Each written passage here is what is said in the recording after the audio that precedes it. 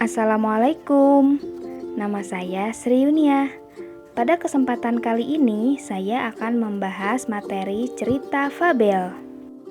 Teman-teman, apakah kalian pernah membaca cerita si semut dan belalang? Atau si berang-berang kecil? Kancil dan buaya? Atau semut dan merpati? Nah, itu semua merupakan contoh cerita fabel. Jadi, apa yang dimaksud cerita fabel? Pengertian fabel. Secara etimologis, fabel berasal dari bahasa Latin fabulat. Cerita fabel merupakan cerita tentang kehidupan binatang yang berperilaku menyerupai manusia. Fabel termasuk jenis cerita fiksi, bukan kisah tentang kehidupan nyata. Cerita fabel sering juga disebut cerita moral, karena pesan yang ada di dalam cerita fabel berkaitan dengan moral. Selanjutnya, ciri-ciri fabel. Yang pertama, fabel mengambil tokoh para binatang. Yang kedua, watak tokoh para binatang digambarkan ada yang baik dan ada yang buruk seperti watak manusia. Yang ketiga, tokoh para binatang bisa berbicara seperti manusia. Yang keempat, cerita memiliki rangkaian peristiwa yang menunjukkan kejadian sebab akibat. Rangkaian sebab akibat ini diurutkan dari awal sampai akhir cerita. Ciri fabel yang kelima yaitu fabel menggunakan latar alam, misalnya seperti hutan, sungai, kolam, dan lain sebagainya. Ciri fabel yang keenam yaitu ciri bahasa yang digunakan. Ada 3 ciri bahasa. Yang pertama, ada kalimat naratif atau peristiwa. Misalnya, katak mendatangi ikan yang sedang kehujanan. Semut menyimpan makanan di lubang. Jadi diceritakan. Selanjutnya, kalimat langsung yang berupa dialog para tokoh. Misalnya, "Hei ikan, sedang apa kau di sana?" ucap katak. Yang ketiga, menggunakan kata sehari-hari dalam situasi tidak formal atau bahasa percakapan. Selanjutnya ada unsur-unsur fabel, terdiri dari 7 bagian. Yang pertama ada tema. Tema yaitu ide pokok atau inti cerita. Yang kedua ada tokoh. Tokoh adalah pemeran dalam cerita. Nah, tokoh ini terbagi kepada 4 bagian. Ada tokoh baik atau disebut juga protagonis. Ada tokoh jahat atau disebut juga antagonis.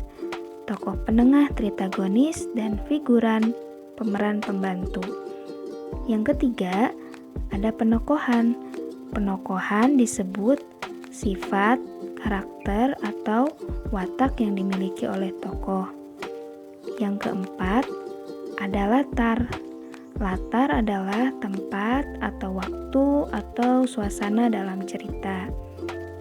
Yang kelima, ada alur. Alur itu disebut juga jalannya cerita.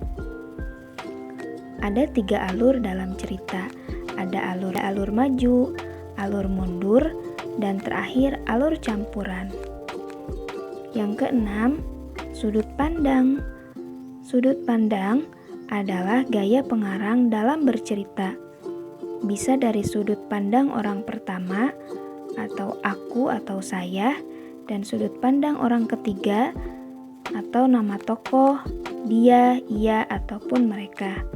Dan yang terakhir, amanat. Amanat adalah pesan yang disampaikan oleh pengarang, bisa berupa amanat tersirat ataupun tersurat. Apa itu amanat tersirat ataupun tersurat?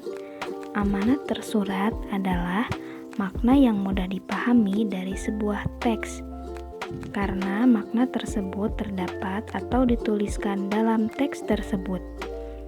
makna tersirat, makna yang tidak disampaikan secara terbuka dari sebuah teks. Mengidentifikasi jenis fabel ditinjau dari pemberian watak dan latarnya. Yang pertama ada fabel alami. Fabel alami ini menggunakan watak tokoh binatang seperti pada kondisi alam nyata. Misalnya, kura-kura lamban. Pada kenyataannya, kura-kura memang berjalan dengan lamban. Misalnya lagi, singa buas dan ganas. Karena pada kenyataannya, singa merupakan hewan yang buas dan ganas. Kemudian, menggunakan alam sebagai latarnya. Misalnya di hutan, di sungai, kolam, dan lain-lain. 2. Fabel adaptasi. Fabel ini yang memberikan watak tokoh dengan mengubah watak aslinya pada dunia nyata dan menggunakan tempat-tempat lain sebagai latar, di rumah, di jalan raya, dan lain sebagainya. Misalnya, landak yang pemalu berulang tahun di rumah makan. Misalnya lagi, semut yang pemberani mendatangi rumah sakit. Selanjutnya, ditinjau dari kemunculan pesan.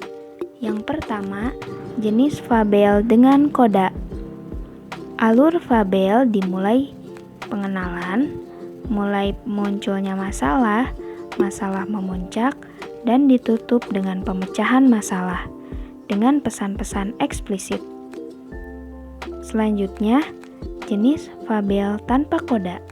Sebaliknya, tidak memberikan secara eksplisit pesan pengarang di akhir cerita. Untuk pengetahuan tambahan, eksplisit adalah penyampaian secara langsung di mana isi dan pesan yang ingin disampaikan oleh penulis dapat dipahami secara langsung oleh pembaca. Nah, itulah materi cerita fabel. Semoga bermanfaat. Terima kasih. Wassalamualaikum warahmatullahi wabarakatuh.